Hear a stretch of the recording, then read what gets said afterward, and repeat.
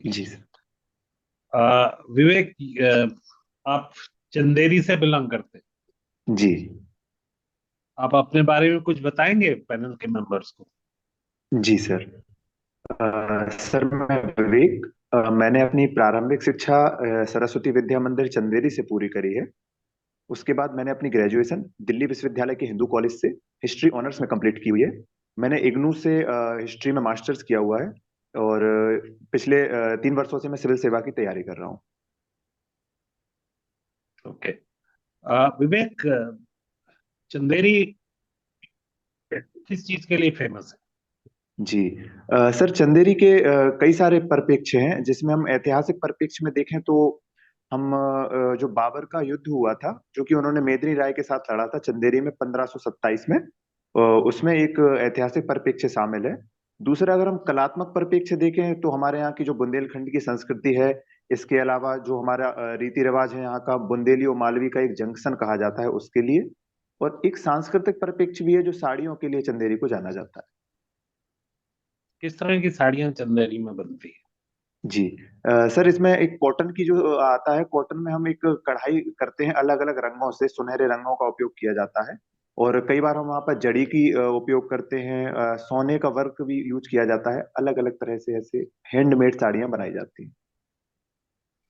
पिछले कुछ वर्षों में जी। चंदेरी की जो हस्तकला है, जो साड़ी के रूप में होती है, जी। उसमें बढ़ोतरी हुई है या कमी हुई है? सर अगर बृहद परिप्रेक्ष्य में देखा जाए तो इसमें बढ़ोतरी हुई है, क्योंकि वर्तमान में यहाँ पर एक जो फिल्म सिटी जैसा एक हब बन चुका है, लगातार फिल्मों की शूटिंग हो रही है। तो अलग अलग जो फिल्मी कलाकार आते हैं वह साड़ी पहनते हैं और इसका प्रदर्शन करते हैं सोशल मीडिया के माध्यम से। तो जो स्थानीय तौर पर यहाँ पर मांग बढ़ रही है। पे आप सिविल सर्विस के उम्मीदवार हैं और सिविल सर्विस जी। की अभी आप क्वालिफाई कर चुके हैं और इंटरव्यू देने जा रहे हैं। जी। आपके हिसाब से सिविल सर्विस में एथिक्स की कितनी बड़ी रोल है, कितना महत्व है एथिक्स का? जी। सर जहाँ तक वो प्रशासन की बात करें तो प्रशासन में एथिक्स का सबसे महत्वपूर्ण रोल है, क्योंकि प्रशासन जनता और समाज से बहुत करीब से जुड़ा हुआ होता है। और अगर एक प्रशासक को अच्छा प्रशासक बनना है, तो उसमें सिविल सेवा के लिए जो आवश्यक मूल्य हैं, जैसे कि ईमानदारी, सत्यनिष्ठा और करुणा, दया, इन सब की भावना। इसके अलावा प्रशासन में भ्रष्टाचार को कम करने के लिए कहीं ना कहीं राजनीतिक रूप के साथ साथ हमें एथिक्स को लाना बहुत आवश्यक है। तो मुझे लगता है कि एथिक्स बहुत जरूरी है सिविल सेवा में। इसी बात को आगे ले जाते हुए, हमारे एडमिनिस्ट्रेशन में जो आम जनता है एडमिनिस्ट्रेशन से काफी त्रस्त रहती है, क्योंकि करप्शन बहुत ज्यादा बढ़ चुका है हर हर एडमिनिस्ट्रेशन के। चाहे आपको वो ड्राइविंग लाइसेंस लेना हो या राशन कार्ड जी। बनवाना हो या कोई जी। और काम करवाना हो, हर जगह पे करप्शन है। तो आप मान लीजिए कि एक जिले के जिला अधिकारी हैं, जी। तो आप करप्शन को एडमिनिस्ट्रेशन में कम करने के लिए क्या दो तीन मुझे कदम बता दीजिए, दो तीन कदम क्या उठाएंगे, इंपॉर्टेंट कदम उठाएंगे उसको कम? जी। सर पहला तो मैं एक जीरो टॉलरेंस की नीति अपनाऊंगा, कि मेरे विभाग में, जो कि मेरे मतलब अगर मैं जिलाधिकारी हूं तो उस संबंधित क्षेत्र में किसी भी विभाग में, चाहे वह परिवहन विभाग हो, राजस्व विभाग हो, इन सब की एक मीटिंग करने के बाद मैं इनमें पहले यह बताऊंगा कि हमें इसको रोकना है कैसे भी करके। और दूसरा सर, मैं इन्हें एथिक्स की एक जो भूमिका होती है, एक जो पाठ पढ़ाया जाता है, तो मेरा यह भी रहेगा कि जीरो टॉलरेंस के साथ मैं इन्हें यह भी बताऊं कि हमें कहीं ना कहीं हमारा जो कर्तव्य है, जब हम सिविल सेवा में आते हैं, एक शपथ लेते हैं कि हम यह कार्य करेंगे। और तीसरा सर, कहीं ना कहीं जो भ्रष्टाचार होता है, उसमें सर एक मेन रीजन जहां तक मुझे लगता है, प्रशासन और जनता के बीच दूरी बहुत अधिक है।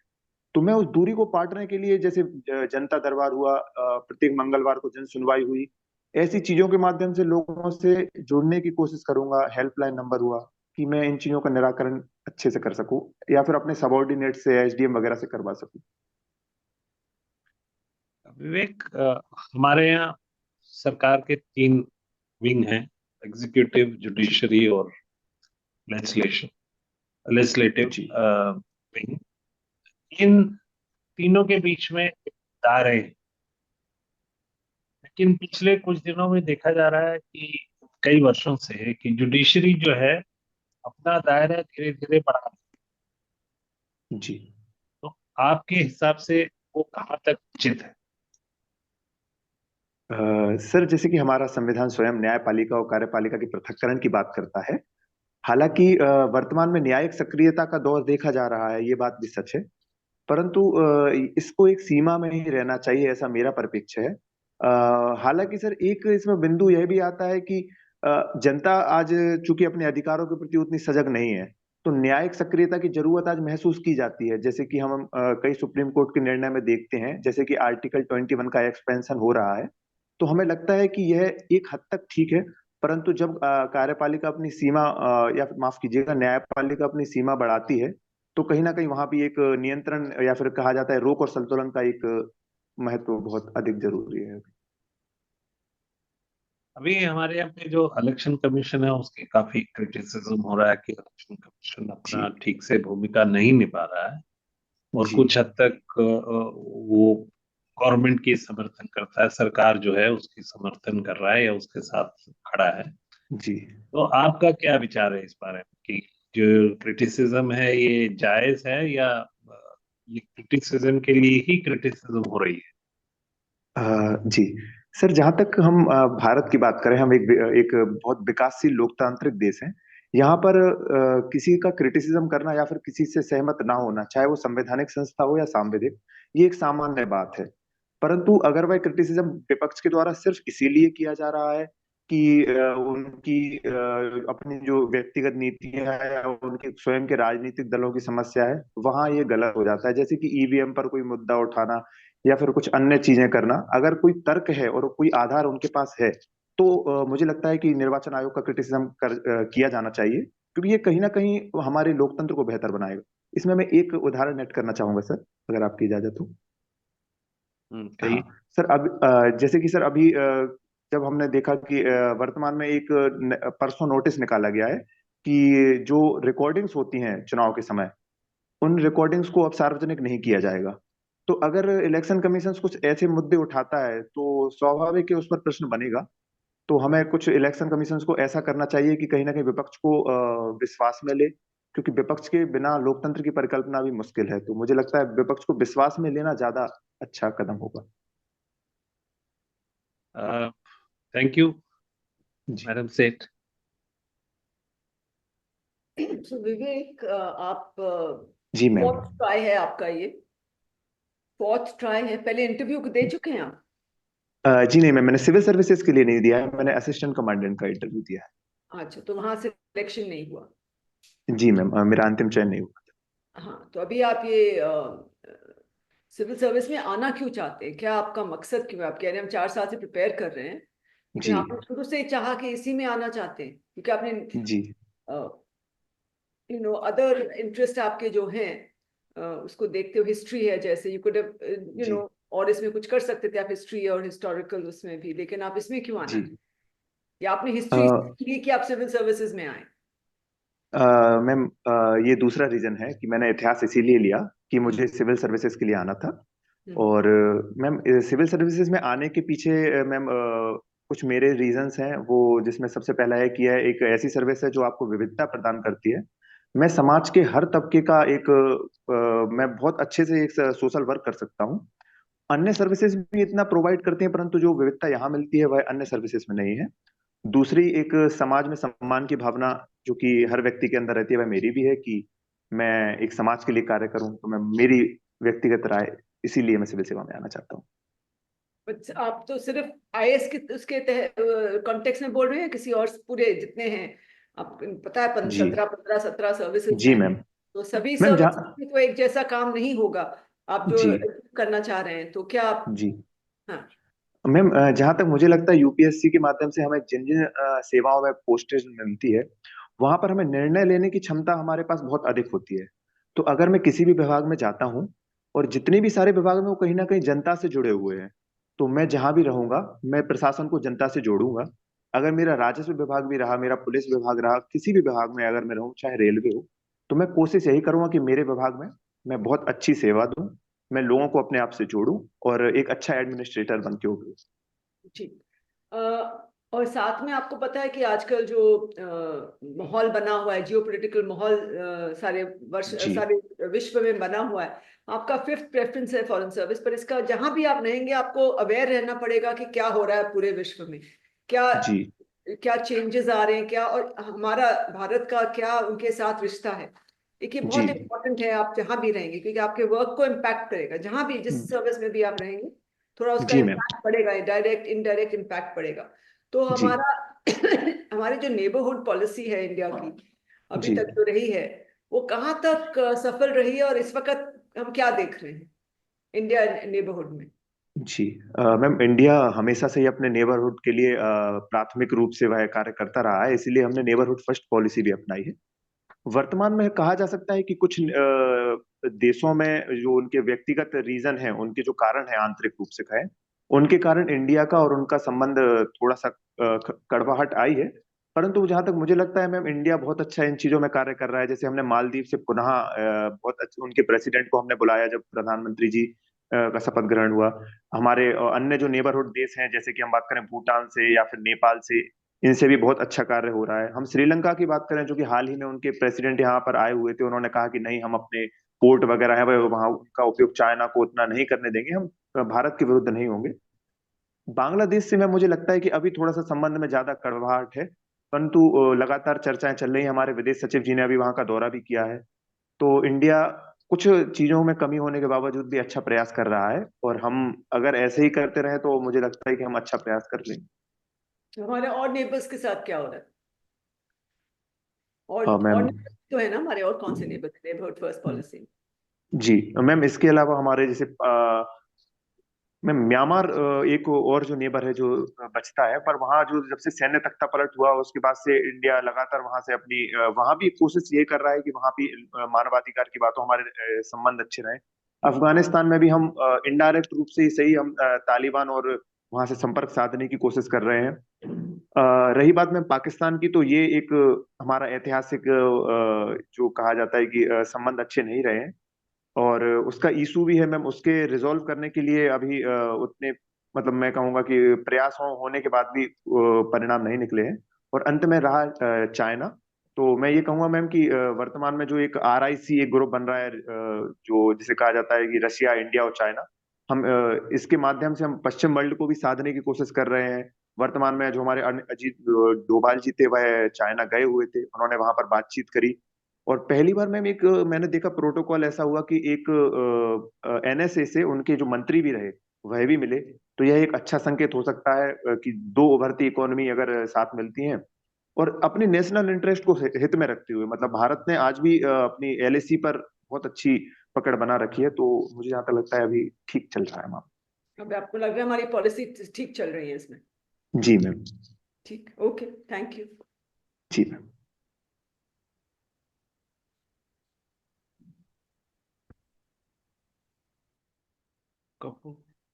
विवेक। जी सर। विवेक, अभी आपने जैसे राइट टू प्राइवेसी का मेंशन किया। जी हमारे जुडिशरी के अंदर आजकल केसेस का लाइव स्ट्रीमिंग हो रही है। जी आपको नहीं लगता ये राइट टू प्राइवेसी के अगेंस्ट है? सर, मुझे जहां तक लगता है कि राइट टू प्राइवेसी को, सर, हमें राइट टू जो लिबर्टी, मतलब पारदर्शिता है, उसमें हमें सामंजस्य बनाने की बहुत आवश्यकता होती है। तो अगर कोर्ट की रिकॉर्डिंग हो रही है और उसके माध्यम से लोगों को कोर्ट की प्रोसीडिंग का पता चल रहा है, हमारी कानून व्यवस्था कैसे कार्य कर रही है इसका पता चल रहा है, और पारदर्शिता का पता चल रहा है, तो कहीं ना कहीं ये बेहतर है। और जहां तक अगर बात संवेदनशील मुद्दे की आएगी कि जैसे कोई रेप विक्टिम है या कोई और ऐसी चीज है यहाँ जो अंतरराष्ट्रीय संबंधों से रिलेटेड है, वहां पर ऐसा मुझे लगता है कि इस चीज को हम बैलेंस कर सकते हैं, वहां पर हम प्राइवेसी को ज्यादा मान्यता दे सकते हैं।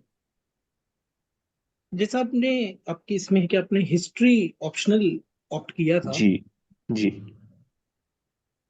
जैसे एक वर्ड है लॉ, कानून। जी जी लॉ शब्द का इस्तेमाल जितना मॉडर्न सोसाइटी में जिस तरीके से हो रहा है, एंशियंट टाइम में उतना नहीं इस्तेमाल होता था।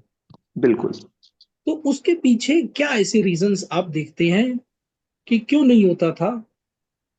जी। सर, अगर हम ऐतिहासिक परिप्रेक्ष्य की रुख करें तो इसके मुझे कुछ बिंदु जो दिखते हैं, उसमें से पहला है कि वहां पर सर राजतंत्र की भूमिका ज्यादा थी।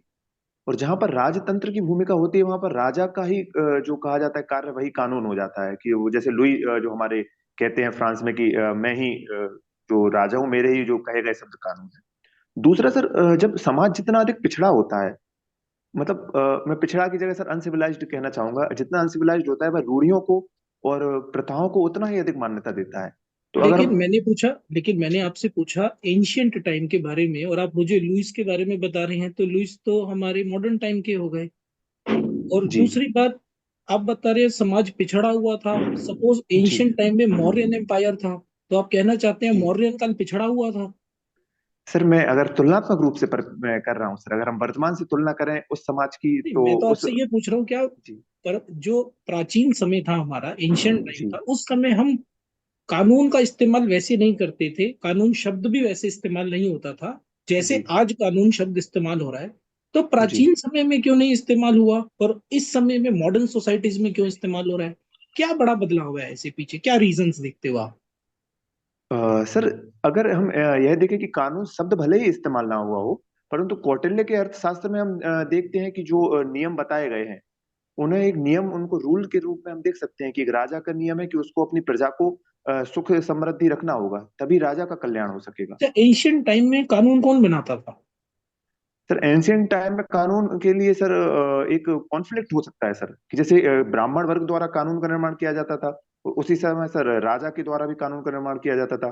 तो उनमें कॉन्फ्लिक्ट भी हो सकता था, उनमें संबंध भी हो सकता था, दोनों ही तरह से प्राचीन समय ओके, में रहा। आपने हिस्ट्री में जैसे पढ़ा होगा, वैदिक सभ्यता में भी बताते हैं कि वेदों में शादियों के प्रकार, विवाह के प्रकार बताए गए हैं। 8 प्रकार के जी विवाह, ब्रह्म विवाह है, दैव्य जी विवाह, अलग अलग विवाह है। जी। क्या मॉडर्न सोसाइटीज भी आज इस तरह की मैरिजेस को क्लासिफाई करती है? क्या सर, ये आज भी रेलिवेंट है? जी सर, आज इस तरह के जो विवाह वैदिक सभ्यता में पाए जाते थे वैसे तो नहीं है, परंतु इनका रूप बदल चुका है। आज अगर हम देखते हैं कि विवाह को कि मतलब सर इसको मैं बहुत सारी कैटेगरीज में कैटेगराइज कर सकते हैं, जैसे कि हिंदू मैरिज एक्ट के अनुसार अलग शादियां हो रही हैं, मुस्लिम मैरिज जैसे एक्ट के कि अनुसार अलग है। जैसे कि अगर मैं जी बोलूँ, जैसे आपने बताया हिंदू मैरिज एक्ट जी की बात करें, जी सर। हिंदू हाँ मैरिज एक्ट में क्या क्लासिफिकेशन है मैरिज की? सर, इसमें मैं सर इसको एक ही क्लासिफिकेशन मानूंगा, जैसे कि हिंदू मैरिज और मुस्लिम मैरिज एक्ट। दूसरा सर ये हो गया कि आज अरेंज मैरिज हो रही है या फिर लव मैरिज हो रही है। तीसरा हो रही है सर आज की या सेम सेक्स मैरिज हो रही है, क्योंकि आज ऐसे भी प्रावधान चल रहा है, या फिर जो नॉर्मल एक सामान्य जो परिप्रेक्ष्य पति और पत्नी का कंसेप्ट है वह है। कहीं बहु विवाह हो रहे हैं, कहीं कुछ जनजाति में तो कहीं एकल विवाह भी है। तो कुछ इस तरह से आज विवाह के अलग अलग चरण देखे जा रहे हैं। हिंदू समाज में और मुस्लिम समाज में शादी का क्या सबसे बड़ा डिफरेंस है? जी। सर, जहां तक हिंदू विवाह की बात करते हैं तो यहाँ पर शादी का मतलब माना जाता है जन्म जन्मांतरों का रिश्ता। यहाँ पर हम शादी को एक मुस्लिम विवाह की तरह कॉन्ट्रैक्ट के रूप में नहीं देखा जाता है। हालांकि दोनों की अपनी अपनी सुविधाएं हैं, दोनों की अपनी अपनी समानताएं और असमानताएं हो सकती हैं, और विशिष्टताएं भी हो सकती हैं, कि इसका अगर वहां पर। मतलब अगर आप कह रहे हो कि एंशियंट मतलब हिंदू धर्म के हिसाब से ये हमेशा के लिए देखा जाता है, तो इसका मतलब फिर डाइवोर्स तो होना नहीं चाहिए। क्या जी डाइवोर्स एक कॉन्ट्रैक्ट को नहीं दर्शाता हिंदू शादी में? जी। सर, यही मुझे लगता है कि बदलते समाज का एक उदाहरण होता है कि हम हमारी पुरानी सभ्यताओं को तो साथ में लेके चलते हैं, परंतु नए आधुनिक मूल्यों को भी अपनाते हैं। अगर हम यह मानते हैं कि विवाह जन्म जन्मांतर का रिश्ता है, तो यह हमारी संस्कृति को साथ में लेकर चलने की बात हो गई। पर अगर हम यह मानते हैं कि तलाक या फिर डाइवोर्स ये आज नया कंसेप्ट है, ये आधुनिक सभ्यता की बात है, तो हमने इसको भी अपनाया है, यह एक प्रगतिशील समाज की निशानी हो सकती है। क्या कारण रहा होगा कि हमने डाइवोर्स जैसी चीज को जी। अपनाया? अपनाया। सर, इसके पीछे मैं सबसे पहले मानता हूँ कि महिलाओं की स्वतंत्रता, क्योंकि अगर पहले जो कहा जाता है कि लगातार बहु विवाह इसलिए भी होते थे क्योंकि महिलाओं को स्वतंत्रता नहीं थी। दूसरा सर मुझे लगता है किस प्रकार की तलाक। स्वतंत्रता की आप बात कर रहे हैं महिलाओं को? जी जी सर, इसमें सामाजिक स्वतंत्रता को सबसे प्राथमिक रूप में रखूंगा मैं। तलाक को, तलाक से आप जी। कहना चाहते हो सामाजिक स्वतंत्रता मिलती है? सर हाँ, मैं मान सकता हूँ सामाजिक स्वतंत्रता का एक कोई कारण हो उदाहरण सकता के है। तौर पर बताएं आप कैसे? जी सर। इसके पहले अगर हम जाएं, जब अगर तलाक का कोई कंसेप्ट ना हो, तो एक महिला को बहु विवाह के माध्यम से लगातार, जैसे पहले राजा रानियों के साथ होता था, वहां पर लगातार महिलाओं को अपने हारम में, जैसे हम मध्यकाल में देखें, लगातार 5-5 4-4 हजार स्त्रियों को रखा जाता है। परंतु अब वहां पे महिला स्वतंत्र हो रही हैं कि अगर आप मतलब उनसे छूट सकते हैं, ऐसा मुझे लगता है। चलो, मैं आपसे एक चीज और पूछना चाहूंगा। जी धर्म सूत्र में, क्योंकि आप हिस्ट्री के स्टूडेंट हैं, तो जी। मैं जानना चाहूंगा धर्म सूत्र में और धर्म शास्त्र में क्या फर्क होता है? सर, जो सूत्र, धर्म सूत्र से जितना मैं समझ पाया हूँ, सर ये गौतम ऋषि के समय, ये वो जो हमारा मतलब वैदिक जो लिटरेचर इवॉल्व हो रहा था, उसके संदर्भ में सर, ये बाद में एक जो शास्त्र मतलब जो सूत्र आए हैं, इनमें कुछ नियम और जो मतलब जैसे आप स्तंभ हुआ, ये अलग अलग सूत्र आ रहे थे। पर धर्म शास्त्र का सर एक बहुत बड़ा मतलब होता है, इसमें कई सारी चीजें शामिल है। वेद हो जाएगा, पुराण हो जाएंगे, उपनिषद हो जाएंगे, तो इनका एक पूरा मिला जुला रूप है कोई धर्म धर्मशास्त्र हो शास्त्र जाएगा। का नाम बता सकते हो? सर, जैसे कि मैंने कहा सर, मुझे जहां तक लगता है धर्मशास्त्र में कई सारे, जैसे वेद भी हो सकते हैं, पुराण भी हो सकते हैं, कुछ इस तरह से मैं धर्मशास्त्र को मान रहा हूँ। मनुस्मृति क्या समझते हो आप, क्या है? जी। सर, ये स्मृतियों का निर्माण किया गया था सर, पोस्ट मौर्य उत्तर काल में, 200 मतलब 0 ईस्वी से लेकर 200 ईस्वी तक, किसने जो लिखी लगातार मनुस्मृति? अ, मनु ही सर वो माने जाते हैं। मैं बाकी कंफर्म नहीं हूँ किसने उनका लिखी क्या वैसे। योगदान है? उन्होंने क्या किया मनुस्मृति में? जी सर। सर, मनुस्मृति में हम मुख्यतः सर जो समाज में, पर समाज का एक सामाजिक ढांचा या ताना बाना कैसे चलेगा, समाज में महिलाओं की स्थिति कैसी रहेगी, समाज में दासों की स्थिति कैसे रहेगी, इन चीजों के बारे में उसमें वर्णन है। कुछ कंट्रोवर्सीज भी रही हैं आधुनिक रूप में इनमें, हालांकि हर धर्म का अपना ये व्यक्तित्व। अच्छा, एक बात और बताएं कि सुप्रीम कोर्ट की और हाई कोर्ट की जुरिस्डिक्शन में किसकी जुरिस्डिक्शन ज्यादा बड़ी है? सर, ये हमें उनकी अधिकारिता में जो विभिन्न अधिकारी उनके हैं, अधिकारिता है उनकी, उसके परिप्रेक्ष्य में देखना होगा। अगर हम रिट के मामले में देखेंगे तो हाई कोर्ट मूल अधिकारों के अलावा अन्य अधिकारों पर भी रिट जारी कर सकता है। परंतु अन्य चीजों में देखेंगे, जैसे केंद्र राज्य संबंध हुआ, अपीलीय अधिकारिता जो कि मुख्य होती है, कि अगर हाई कोर्ट के कोई निर्णय को ऊपर ले जाना है तो हमें सुप्रीम कोर्ट तक ले जाना होगा, तो सामान्यतः सुप्रीम कोर्ट की ही अधिकारिता प्रमुख होती है। ओके, मेरा लास्ट क्वेश्चन आपसे है। नेशनल एंथम और नेशनल सॉन्ग दो अलग अलग क्यों है? एक ही क्यों नहीं है? जी सर। सर, इसका एक हमारा जो स्वतंत्रता संग्राम के समय जो दोनों को ही अपनाया गया था, प्राथमिक रूप से वंदे मातरम की जो आनंद मठ में नहीं, अंतर रचना क्या है की गई दोनों थी। में, इनमें डिफरेंस बताएं मुझे। सर, इनमें अगर डिफरेंस की बात करें तो सर, हर एक देश का राष्ट्रीय गान होता है, तो जो कि भारत का जनगण मन है। और इसके बारे में हमारे मूल कर्तव्यों में स्पेसिफिक उल्लेख भी है कि हमें मूल कर्तव्यों में इसका आदर करना चाहिए। और सर, जो राष्ट्रीय गीत है सर, ये एक सांस्कृतिक, या फिर कह सकते हैं कि एक ऐसी भावना जो कि राष्ट्र को एकत्रित कर रही थी स्वतंत्रता संग्राम के समय, उसके लिए यह अपनाया गया था, और ये आज भी जारी है, ये हमारे सम्मान का प्रतीक है। हालांकि इसका स्पेसिफिक उल्लेख संविधान के किसी चीज में नहीं किया गया है। चलो, मैं एक आखिरी क्वेश्चन पूछ के आपसे मैं जी एंड जी करता हूँ। क्या जी। जनगण मन की पहली लाइन का मुझे मतलब बता सकते हो, क्या होता है? सॉरी सर, मुझे आइडिया नहीं। No issues, thank you. जनगण, जी सर, सॉरी, मैं पढ़ूंगा सर इसके बारे no issues, no issues, okay. में। जी थैंक यू विवेक। आप 2 मिनट के लिए स्टेप आउट कर जाए तो फिर हम आपको दोबारा बुलाएंगे। जी सर। जी सर, नमस्ते। नमस्कार। आपका ये पहला इंटरव्यू होगा ना सिविल सर्विस के लिए? जी सर। विवेक, आप का लैंग्वेज पे कमांड है, अच्छा आप बोलते हैं, और सब्जेक्ट पे भी आपका जो नॉलेज है वो अच्छा है। लेकिन कभी कभी थोड़ा सा तेज आप हो जाते हैं, मतलब थोड़ा सा संयम से जवाब दीजिए। बहुत जल्दी जल्दी नहीं, क्योंकि आप कोशिश करते हैं, क्योंकि आप सब्जेक्ट को जानते हैं तो आप ज्यादा से ज्यादा बताना चाहते हैं। लेकिन कोशिश ये करिए कि जितना पूछा गया उसको धैर्य धैर्य से आप उसका जवाब दीजिए। बहुत जी तेज नहीं दीजिए कई बार, क्योंकि जो सामने सुनने वाला है वो, ताकि उसका ध्यान बना रहे, तो थोड़ा सा, जी। बहुत बिल्कुल। ज्यादा नहीं, हाँ, थोड़ा सा आपको संयम से थोड़ा जवाब देना है। ध्यान रखूंगा सर। आपका इंटरव्यू कब है? सर, 4 फरवरी। 4 फरवरी? तो जी। अभी आपके पास 1 महीने से ज्यादा का समय है, तो क्या अखबार वगैरह क्या पढ़ते सर, मैं दैनिक जागरण पढ़ लेता हूँ, और जो इंडियन एक्सप्रेस और द हिंदू है, इनके एनालिसिस सुन लेता हूँ। इंडियन एक्सप्रेस तो हिंदू भी पढ़ लेते हैं। जी तो जहाँ आप रहते हैं वहाँ हिंदू मिलता है या इंटरनेट एडिशन पढ़ते हैं? सर, यहाँ पीडीएफ आ जाती है सर। मैं चंदेरी यहाँ तो नहीं मिलता, मैं पीडीएफ ले लेता हूँ। जब से आप, ठीक है, न्यूज़पेपर्स को पढ़ते रहिए, क्योंकि बहुत सारी, जब तक आपका एंट्री पे होगा उस समय तक कई सारी डेवलपमेंट होंगी। हाँ कि अमेरिका में भी नई सरकार बनने वाली है, ट्रम्प दोबारा से प्रेसिडेंट की शपथ लेंगे, हाँ तो कई सारी चीजें होंगी। और बांग्लादेश में भी तरह तरह की डेवलपमेंट हो रही है। बांग्लादेश इंडिया के बीच में संबंधों में काफी कड़वाहट है, और जी नए डेवलपमेंट हो रहे हैं। जी सर। और इसी तरह से हमारा बांग्लादेश और पाकिस्तान के बीच में संबंध सुधर रहे हैं, तो वो भी हाँ हमारे लिए एक चैलेंज है। तो इस पे जरा पढ़ लीजिए, देख लीजिए, जी क्योंकि हालांकि आईएफएस आपका 5वां चॉइस है, लेकिन फिर भी इसके ऊपर आपकी जानकारी होना अच्छा है। जी सर, और बिल्कुल। अपने प्रदेश के बारे में, मध्य प्रदेश के बारे में जरूर आप पढ़िए, बिल्कुल। बारे जी में कुछ क्वेश्चन हो सकते हैं। जी तो ये सब करेंगे तो हमें उम्मीद है कि आप बहुत अच्छा करेंगे। जी सर, मुझे एक समस्या लग रही थी अब उत्तर भाई, देते समय।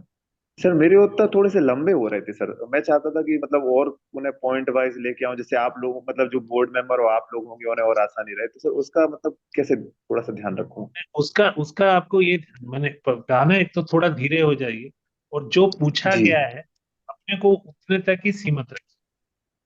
ये बहुत जी बार होता है कि मैं बहुत कुछ जानता हूँ एक विषय के बारे में, मेरे से कोई जी पूछता है तो मेरी कोशिश ये होती है कि मैं उसको ज्यादा से ज्यादा बताऊं। लेकिन जी क्योंकि इंटरव्यू बोर्ड के पास में सिर्फ 25 से 30 मिनट का समय है, तो हाँ जी आपकी कोशिश ये होनी चाहिए कि आप संक्षिप्त और टू द पॉइंट ही उनको रिप्लाई करें। क्योंकि वो जी लोग आपका जो नॉलेज नहीं टेस्ट कर रहे हैं, वो टेस्ट कर रहे हैं कि आप कितने सही उत्तर देते हैं, कितने आप, आपकी कंसंट्रेशन कितनी है, आप जी समझते हैं, सुनते हैं, क्वेश्चन को ठीक से सुनते हैं और उसका ठीक से आंसर देते हैं, और जो पूछा गया है जी उतना ही बोलते हैं। और वो ठीक है। तो आप थोड़ा संक्षिप्त उसके लिए कुछ प्रैक्टिस कीजिए। आप जी मिरर मिरर के सामने कुछ प्रैक्टिस कीजिए, सवाल का टाइम एक लगा लीजिए कि इतने टाइम में मुझे 5 क्वेश्चन के आंसर देने हैं, उसकी कोशिश करिए, तो आप कर पाएंगे। दिक्कत की बात जी नहीं। जी मिरर से। हाँ बिल्कुल, थोड़ा सा आप प्रैक्टिस करिए। आप बिल्कुल अच्छे कैंडिडेट हैं, और जी मैम। आप थोड़ा, लेकिन प्रैक्टिस थोड़ा करेंगे प्रिसाइज आंसर्स देने के लिए। और कहीं जी जैसे आप थोड़ा डिफेंसिव पे चले गए, तो वो आप अवॉइड करिए कि आप डिफेंड करते मैम चले। कैसा? हर एक चीज पे ना आप डिफेंसिव हो गए थे थोड़ा सा, जो इनके साथ आप कर रहे थे ना, कपूर साहब के साथ, कपूर सर के साथ आप जो थोड़ा सा लग रहा था कि जैसे आप आर्गुमेंटेटिव हो गए थोड़ा, तो वो अवॉइड करिए आप। अच्छा हाँ मैम, मैम हाँ, थोड़ा सा वहां पे विनम्रता थोड़ा की सा, जरूरत हाँ, थी। तो ट्राई एंड हाँ अवॉइड, है ना। हाँ हाँ हाँ, हाँ अपना पक्ष रखिए, लेकिन थोड़ा जी careful, little be a little careful on that, है ना, जी कि आर्गुमेंट नहीं लगे कि आप आर्गुमेंट करते जा रहे हैं, है ना। हाँ जी मैम। वो भी नहीं होना चाहिए। बट आप बहुत अच्छे से आप कर रहे हैं। थोड़ा प्रैक्टिस और करिए, मिरर के सामने थोड़ा प्रैक्टिस करिए, और डैफ के जी ऊपर सब चीजें, करंट अफेयर्स के ऊपर सब चीजें, उसके बारे में आप जानकारी रखिए। आपके डैफ में कुछ जो भी लिखा है, उसमें किसी चीज में भी बिल्कुल। आपको कोशिश होनी चाहिए कि आपकी वाइड नॉलेज हो। और जी एनालिसिस पढ़ेंगे और ये सब पढ़ेंगे तो आपका बिल्कुल, और डोंट रश टू आंसर, बस। कभी जी बीच बीच में कहीं तो बहुत आप आराम से दे देते, कहीं आप जल्दी जल्दी बोलना चाहते थे कि अच्छा आई नो दी आंसर, तो वो थोड़ा सा हाँ अ, बिल्कुल मैम, ध्यान उस पर रखूंगा। ध्यान दीजिएगा, बस। ठीक है, ऑल जी द बेस्ट, यू जी do well. Thank you ma'am. Yes Vivek, जी आप सर। एक अच्छे कैंडिडेट हैं। और बस जैसे आपने बताया कि आप शायद कुछ आप बड़ा प्रिसाइज बोलना चाहते थे, लेकिन जी फिर भी आप थोड़ा सा एलेबोरेटिव हो जाते हैं।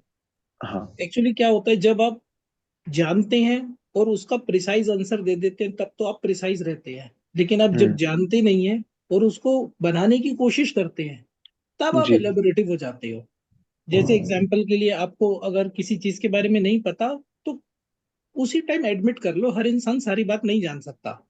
तो एडमिट कर हाँ लो कि हाँ, सॉरी, मुझे इस बारे में नहीं पता, मुझे थोड़ा सा और पढ़ने की जरूरत है, या मैं इसको चेक कर लूंगा। जी जब आप और बोलोगे तो उससे क्या होगा, क्वेश्चन से क्वेश्चंस निकलते हैं। तो ये हाँ चेक जी करने की जरूरत होती है कि आप कितनी ईमानदारी से अपनी बात को सामने रख पा रहे हो। अगर आपको नहीं पता, तो सिंपल आप कह सकते हो कि मुझे नहीं पता। प्लस क्वेश्चन जब आप सुने, तो जैसे मैंने आपसे एंशियंट टाइम के बारे में पूछा, तो मैं आपने समझ गया था। विद इन अ सेकेंड आपने मुझे आंसर दे दिया। आप 1 सेकंड का 2 सेकंड का पॉज ले सकते थे और आप सोच सकते थे पहले कि मैं लुइस की बात कर रहा हूँ, ये मॉडर्न इंडिया की बात है, क्वेश्चन पूछा जा रहा है एंशियंट के बारे में, इसी वजह से वो इलेबोरेटिव हो जाता है। तो पॉज लोगे, अगर थोड़ा सा आराम से सोच के आंसर दोगे, तो मुझे लगता है अच्छा कर पाओगे। और कोशिश करो जी फैक्चुअली जो इन्फॉर्मेशन नहीं पता उसको इमीडिएट सिंसियरली ऑनेस्टली एकदम पे एडमिट कर दोगे मुझे नहीं आता, तो मुझे लगता है जी फिर आप अच्छा कर पाएंगे। Best of luck. जी sir, thank you. Thank you Vivek, all the best. Thank you sir. All the best.